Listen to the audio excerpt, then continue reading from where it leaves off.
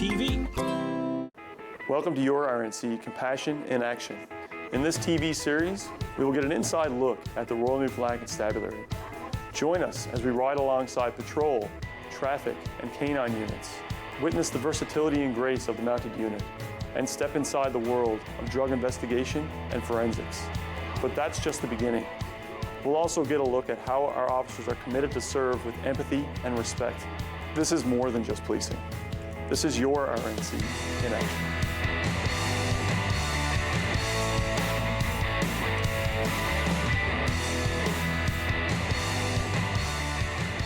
Hey everyone, welcome to the next episode of your RNC, Compassion in Action. Today we're going to focus on traffic services and collision analysts at the RNC. These officers are dedicated to road safety across our province. We're going to start off with Constable Mike Shea and Sergeant Ryan Slaney as they engage in a speed enforcement initiative on the highway in St. John's.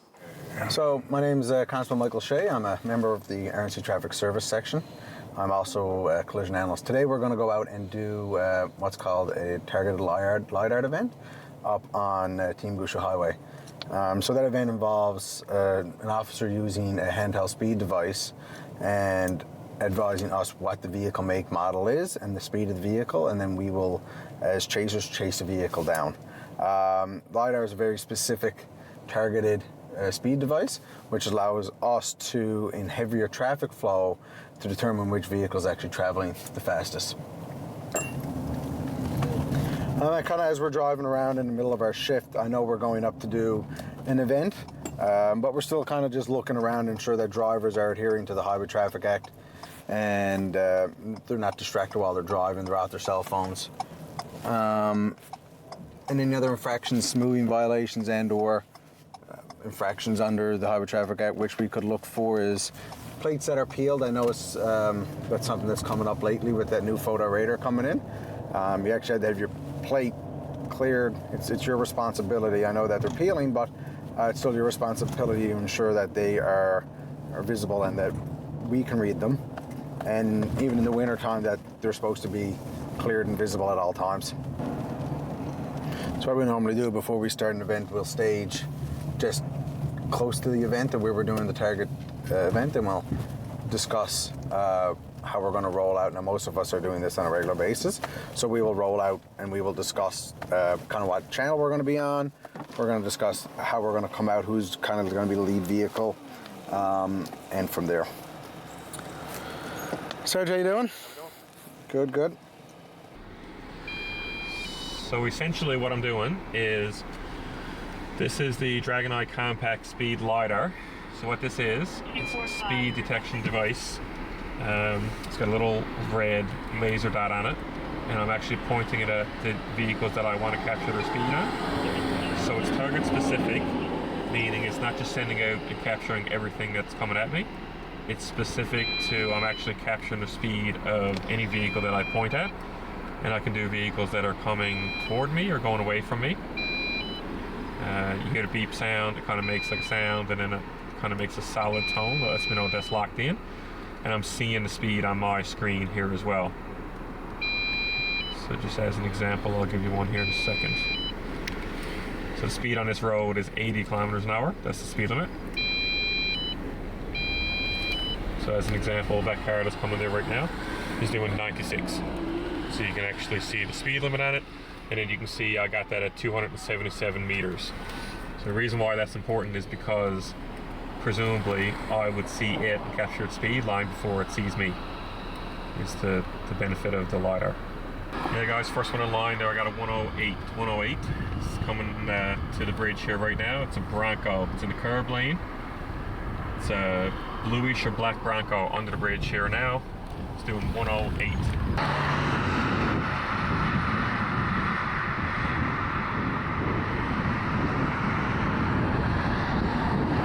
Generally speaking here, we're trying to create better, safer highways for all of our motoring public.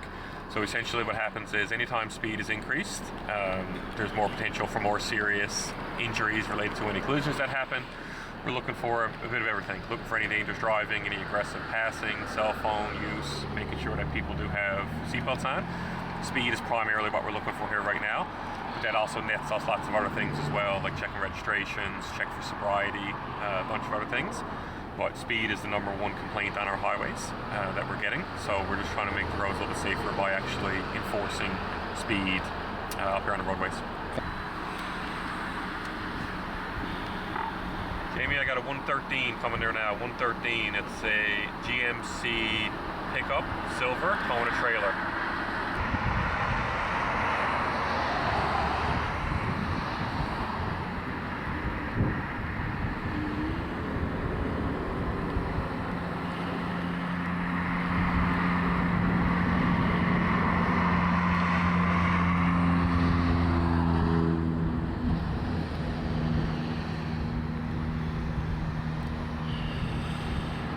I think we're making a big difference. I really do. I think that when people see us up here, we do get a fair bit of support. Obviously, some people don't like to see us out enforcing speeds, but that's the nature of the beast. I do feel good about it because, again, I think I'm making the road safer for your family, for my family, for everybody. Everybody's out there using roadways. Yeah, guys, I got one coming there now. 112, 112. He's taking the exit ramp there right now. It's a white Ford F-150.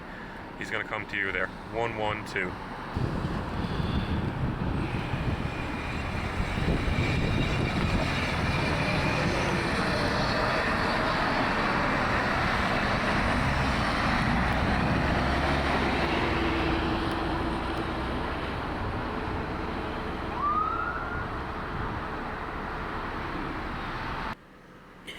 Is there a any provision, or like is there a problem with too slow of a speed? Is that a thing, or? It is. It's against the Highway Traffic Act to travel well below the posted speed limit. However, it's not really a predominant problem that we see here. If we do see something that's traveling well below the speed limit, there's no reason to do so. Like the weather's good, there's no inclement weather, we will certainly pull that over and address it. It's not usually a big problem here. Generally speaking, on the 2-lane roads, if you in a 100-km/h zone, if you want to kind of hang in the right lane and drive 90, 95, 100, you're not going to cause any problem. You certainly can't go up on the highway and drive, 50. So, 111 coming there, guys. 111, whoever's next. It is the burgundy Hyundai SUV under the bridge here now in the curb lane. Just gone under the bridge there now, 111.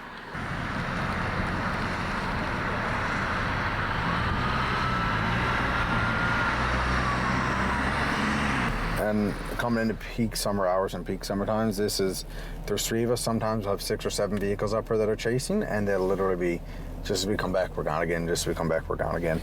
And that's the behavior that we're trying to curb, is that aggressive driving within speed, and people think it's just speed, but the speed limits are designed for a reason. 111 coming for you, Shay.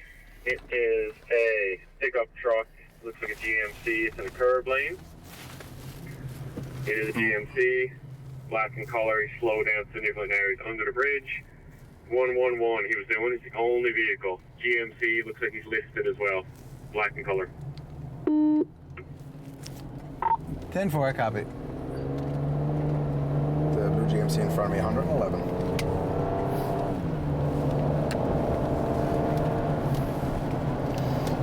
And he gave me ample opportunity to get out at that point. That is the correct vehicle, you're behind there now. 111. And sometimes as we're coming out of there, at the high rate of speeds the vehicle coming, we have to try to get out and catch up to them. As this vehicle slowed down, it made it easier and a little safer for myself to get out and actually execute this traffic stop.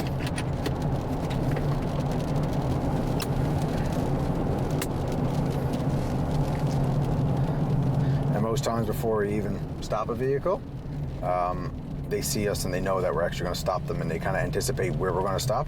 So we have to be aware of when we actually activate our emergency lights onto how quick they're going to stop and to where, and we need to be in control so that I know that vehicles behind me are safe. Good day, sir. How you doing? Good. Do you have your license, registration, insurance there, please? This is a company vehicle. Okay.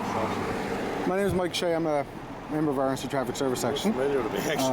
We had a member up on top of the bridge using a handheld LiDAR device. How did you do in a speed of 111 in an 80 zone? 111. Oh Yep. my God. I have to go. See it now. And I'm really hoping my license is reinstated. Okay, it was suspended? What it was suspended for was fines. Okay. And I paid the high sheriff May 19th.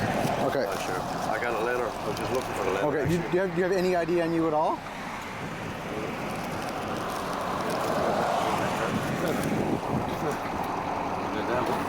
Get some A&W breakfast. A&W breakfast, yeah. We just come back from the camp. I got this. Thanks, man. Hand that back to the shebang card. I'll be back up 1 second, okay? Thank you. Order 14, Joe, to the passing lane. It's the dark colored Toyota Tundra. Under the bridge there now. In passing lane 114. I don't know if it's black or blue. Dark color in the passing lane.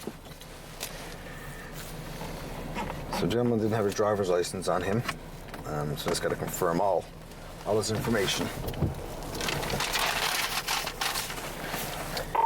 377282.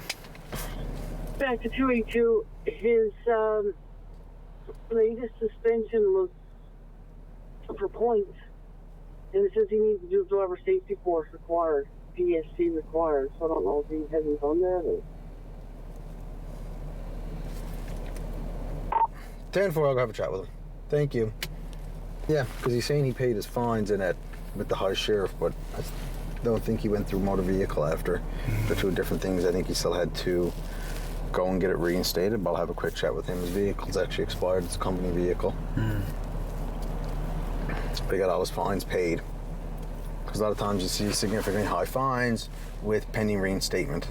And that's meaning that they didn't contact motor vehicle, let them know that the fines were there, or it could be because of his points, but he only has 6 points, so there's obviously been a disconnect in communication between himself and motor vehicle. So you made contact with MRD at all? I have, yeah. When was the last time you made contact with them, you think? 2 weeks ago. Okay. Right after that. Right after you paid the fines? After I paid the fines, yeah. Okay. And did they send anything out there? Did you? Yeah, they said they were going to. I must be home on. Fair enough. You don't have any points. Your points is your not points. Your fines are at zero. The fines are at zero. Yeah, but it still says, but it's still pending reinstatement. Is it written? Was that? Yeah. Basically, you have to. So basically, your license is still technically suspended. Oh shit. Okay. Because you might have to do either a driver's course, a driver safety course, or a motor vehicle. Two stating that I had 6 points. Yeah, there's 6 points there. That's what I have on my end. 6 points means that I got 6 left. You have 6 left. Yeah, you can accumulate up to 12. Yeah. You start with 0 and you kind of accumulate 6, points. Then I can what is it, 2 years or something? You get points back or something? I'm not sure exactly what the time frame is. Yeah. It's 2 or 3 years or something. Something on the lines of that. It might be closer to 5. Sure, yeah. It's smaller. Yeah, it's hard. I know, like it is, and it's not easy, and I appreciate that. So I'm going to try to work as best I can with you to get some things. I'm going to do what I have to do on my end. Yeah. I'll get you those numbers, and I'll get you out as quick as I can. Okay? Thank you. So, anybody who is suspended, we do have an option to take their vehicle.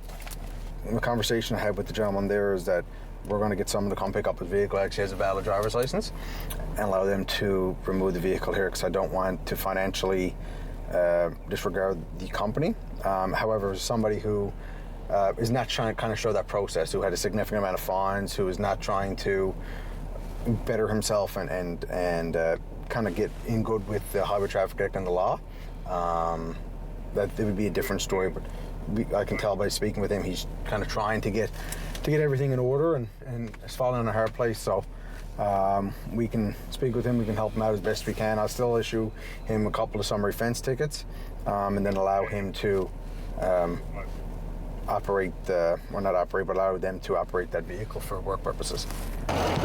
So what I did, I'm not going to give you a ticket for your suspension, because that's going to... I know you're trying to work on it, and that's kind of where my mindset is. Trust me, if I didn't believe you... I know. So with your truck, obviously you're still suspended for driving. Yeah, sure. Okay. So... I'm going to go right to motor vehicle and I'll get that straight now, whatever's going on. Get someone to drive you. Yeah, no, 2 guys. So I issued 2 tickets for your registration and for your speed, but I did drop your speed down. Okay. So you're doing 31 over. Okay. I dropped it down 11 to 20. Okay. So you got some significant yeah, I did. breaks. So as long as you're aware of that, all that's getting paid right now. And make sure you take your motor vehicle. No, you've got to pay with fine and mins on Elizabeth Avenue. Yeah, or down a court, one or the other. But just give that. There's a number I call on the back. That's 7290. Give them a shout. That's fine in the mins. Every day, listen, I get it. It's hard. Life is difficult. Like one day it's going to get better, right?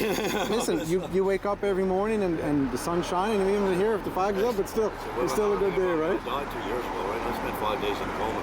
I threw up my sleep. I hugged the missus till I lost her with sleep. I had acid reflux. I threw up. My lungs flooded. 5 days in a coma. I was in a cabin in the mountains. Doctor looked at me and said, absolute miracle. You're alive. That was amazing. So I hold on to that. I'm still alive, right? Listen, and that's the thing. All this is kind of a bump in the road, and I tell people you take 5 steps forward, you might come 6 steps back, but the next day you take 5 steps forward, and you might stay there, you might come back one, or you might go up 3 or 4 more. That's it. Yeah, right? So you got to. Perfect, sir. All right, thanks. Thank you. Have a good one now. See you now.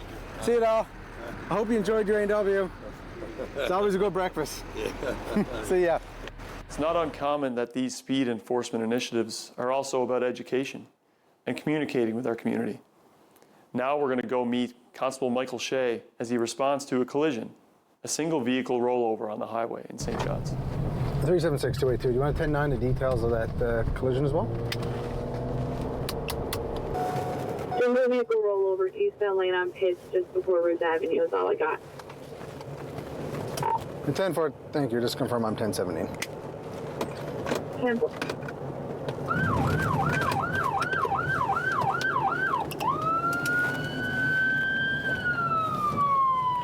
These intersections can be kind of tricky when you're coming through them.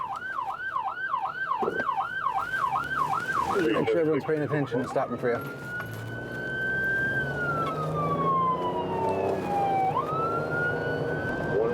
So I know we're responding to a single vehicle collision.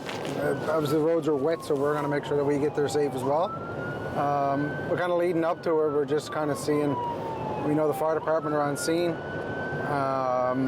In our own minds, we're kind of picturing what we have to do, see what the roadways are like when we get there, determine the injuries of the operator or any other patrons in the vehicle. So we'll look for contributing factors. Could be anything related to roadway conditions, roadway alignment, degradation of the highway, meaning with potholes in the way, any big ruts.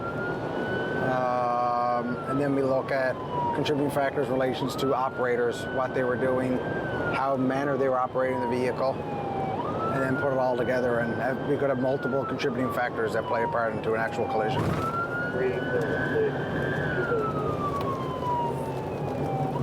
These members already have pylons out, making sure that we have a safe scene to work. Fire department are usually positioned in a manner which keeps them very safe. We'll come into the safe zone. My partner up here, Constable Joe Burry, is already here with the equipment that were required. Most times the fire department will keep control of the scene up until the point to where they remove the person who is the operator from the vehicle. And then at that point we will step in and take control over any evidence that we have, and we'll try to preserve as much evidence as we can, but the main key and the main aspect is getting the people home safe and getting them out of the vehicle. So I still think we're trying to work on extraditing the person from the vehicle. And you can tell the water buildup on the roads is significant, especially back where my unit is. And when we look at the curvature of the roadway, we have a bit of curvature on the roadway. And when we have a lot of people who are looking to hydroplane, they kind of overcorrect the vehicle. So what'll happen is they'll get into a hydroplane situation, they will hit their brake in correlation with steering, and once that stops the tire, because once you hit the brake, the tire stops rotating, co-friction and friction when it comes to contaction with the asphalt causes the vehicle to rotate and roll. He's still in there, is he? No, we got him out. We got him out, okay. In the ambulance? Yeah, but the paramedics right now.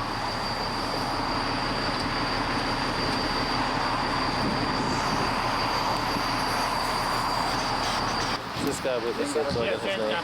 Okay. Have a quick chat with him. No? Oh, no, have a quick chat with him. Yeah, just want to give me a quick kind of rundown of what you guys have witnessed? He was coming around me. Okay. And just hit the rut. And I think he just panicked, put his brakes on, had the wheel cut. And as soon as he hit the patch of dry, the car just... Okay, which lane of travel were you in? I was inside lane. And he was in the... He was coming around me. Okay. And he just, like I said, it was raining. I think he just, as soon as he fit the little... Okay. I think he just... Excellent, thank you. I'll be in contact with you. I'll give you a shout. Sure. If we need a statement from you. Yeah. How much do you there? As you can see, just as we get on scene, there's a lot of different moving parts. When we come to it. So we kind of make sure that, again, vehicles traveling up on us have a lot of a distance to see the collision. And then we also got to make sure that people working on the scene are safe. So the gentleman's been extradited from the vehicle, he's safe. We spoke to a witness who provided us kind of a bit of detail. So once he gets removed, we'll look at some roadway evidence and see what else we can determine from there. Yeah, we'll get paint there and there, and you can see kind of where he bundled in, so we'll get that. Yeah, no, I had a good conversation with him. John? Yeah. Okay. Yeah, he was just saying he was traveling lane 1. Yeah. He was passing lane 2. Yeah. Seemed like he hit the ruts. Yeah. Hit his brake hard and oversteer. Yeah. And really by where my police car is, he lost control and came straight across the road. Did he go like this or did he go like that? He didn't say which direction. Like that, yeah. Go ahead. Can we get Avalon to this location, please, for one vehicle? 10-4. So basically what I'm all realistically looking for now is any tire marks that would lead me to why this vehicle ended up into the ditch. And I'm going to mark them with spray paint just so I can, if we need to come back, then we can come back if the level of his injury changes, so we need to determine more information for the collision, and we can come back and actually map it forensically with our GNSS, which is like our global positioning system, which allows us to use a computer automated drawing program to get exact measurements, to draw and provide a good evidence to either the insurance companies and or court purposes. And obviously, a significantly more severe case, you have, especially roadway evidence, we'd have a lot more marks down on the road if this vehicle was sliding more significantly on the roadway in a dry surface, because the friction would allow us to be able to see that. I usually try to stay consistent with tire markings because then you can kind of watch them through.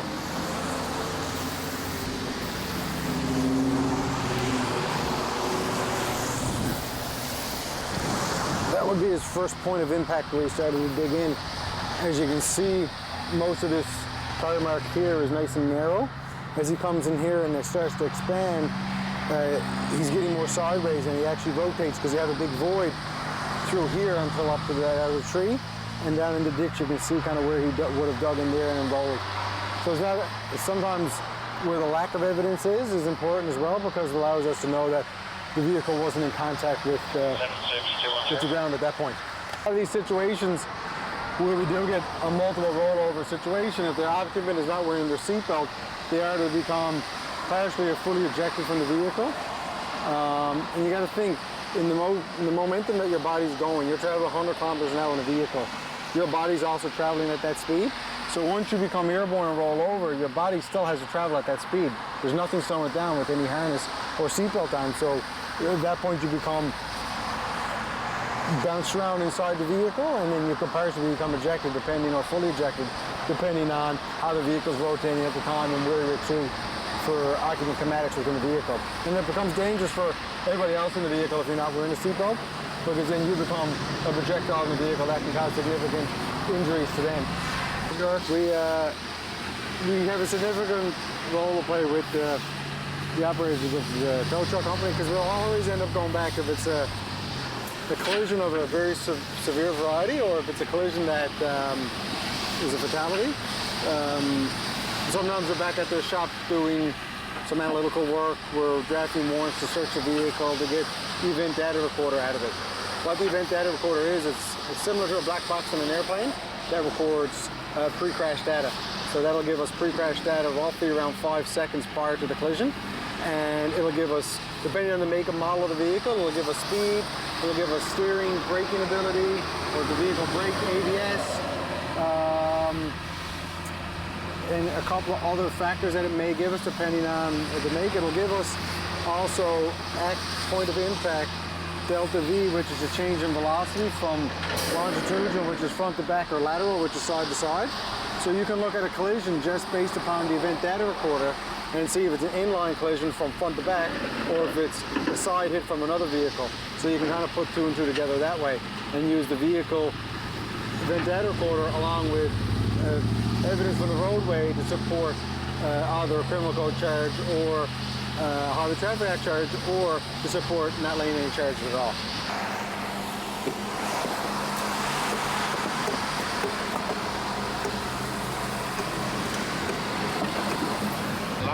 This is not locking. What I'm looking for here is there's a pre-tensioner in all the seat belts. So it's like when you used to get in the back seat and you put your seatbelt on and you'd lock it. It actually lock in place. So what this can help determine when the pre-tensioner gets set, that if the vehicle was actually, the driver was actually wearing a seatbelt. In this case, the pre-tensioner did not set for a reason I don't know why. But then we also look at stress marks of the vehicle. So we look at stress marks in the seatbelt. Upon these collisions, you're going to cause a stress mark. You can see one directly across here from where the seatbelt would have been latched, and on the occupant where this latch would have actually dug in to the seatbelt. So it can confirm that the driver was actually wearing the seatbelt. But 9 chances out of 10, if he's not wearing the seatbelt, it's going to lock up next to the B pillar, and it's going to stay there. So we'll know by just from the pre-tensioner setting that that occupant was not wearing a seatbelt. And the crush damage and the damage to this vehicle is very consistent with a rollover. There's not a lot of lower body damage to either the front or the rear. There's a lot of upper damage to like the A pillars, the hood, the front, and the side of the vehicle.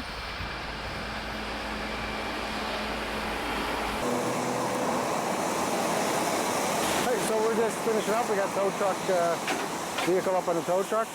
For this case, we're actually it's just going to go back to the impound yard, and the insurance company will come and assess the vehicle and determine if the vehicle is wrote off or not. In some other instances where it's a major collision where we need evidence, like we spoke about earlier, we will actually seize it under the criminal code and actually come back with warrants to search the vehicle and or get other information we need from it. But in this case, this driver is going to be gone to hospital for assessment, and we'll follow up with them and ensure they're okay. And the vehicle is going to go back to Avalon Towing to their impound yard, and the insurance company is going to assess it from there.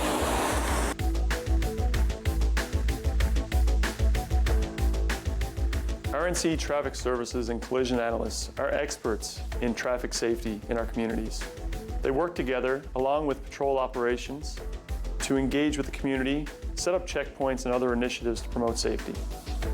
To get a glimpse into their activity responding to calls for service such as collisions, it really shows how they're able to control the scene and gather information appropriately.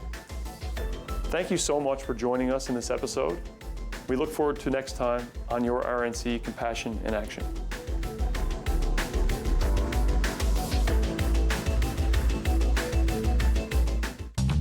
This program is brought to you by Ignite TV. Now you're in command. Visit Rogers.com for more details.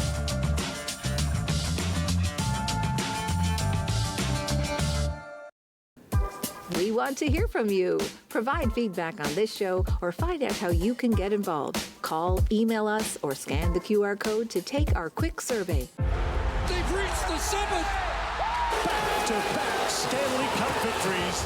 Greatness. And a new legacy begins. Absolutely amazing. It has happened in Vegas. It's not a destination. And lightning has struck twice. It is a continuous journey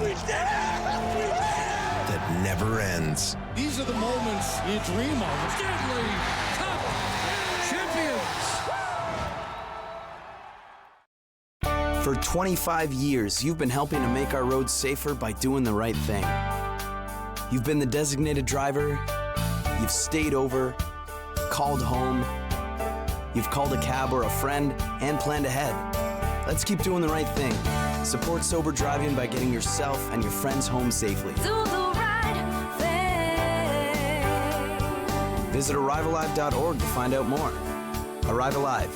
Drive sober. This fall on Rogers TV, we'll be airing your RNC Compassion